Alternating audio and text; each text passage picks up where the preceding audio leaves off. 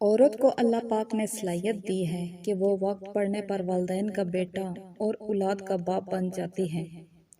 عورت محبت ٹوٹ کر کرتی ہے، انتظار بھی کرتی ہے، بے رخی، لاپرواہی، سب کچھ برداشت بھی کرتی ہے۔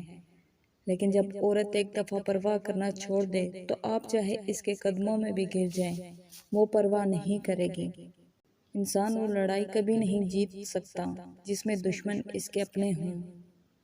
دلوں میں بسنے والے پھولوں جیسے ہوتے ہیں، دنیا سے چلے بھی جائیں تو پیچھے یادوں کی خوشبو چھوڑ جاتے ہیں۔ وہ ساتویں آسمان پر رہنے والا رب، ہم زمین پر بسنے والوں کا درد ہمارے ساتھ جینے والے انسانوں سے بہتر جانتا ہے۔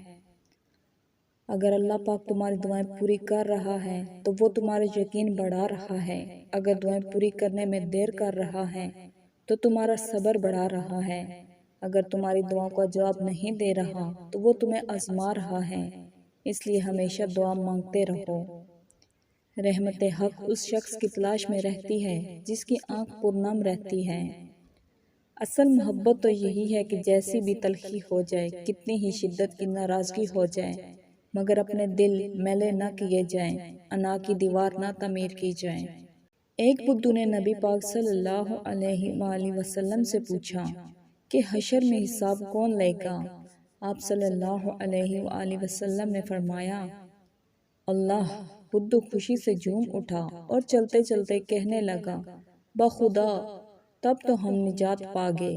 آپ صلی اللہ علیہ وآلہ وسلم نے پوچھا، وہ کیسے؟ اس نے عرض کیا، اللہ کریم ہے اور کریم جب قابو پا لیتا ہے تو معاف کر دیتا ہے۔ بدھو چلا گیا مگر جب تک نظر آتا رہا، آپ صلی اللہ علیہ وآلہ وسلم اس کا جملہ دہرا کر فرماتے رہے، اس نے رب کو پا لیا، اس نے رب کو پہچان لیا۔ جن سے محبت ہو ان کو پابند نہیں بنایا جاتا، محبت اگر سچی ہے تو وہ خود ہی پابند ہو جائیں گے۔ جانتے ہیں بد نصیب کون ہوتا ہے؟ وہ جسے اپنے رب سے دعا مانگنے کا وقت بھی نہ ملے۔ اپنے اخلاق کو بھول جانا،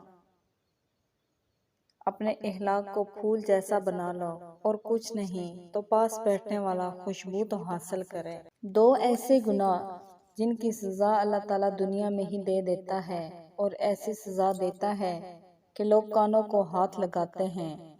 کسی پر ظلم کرنا، دوسرا والدین سے بدسلوکی۔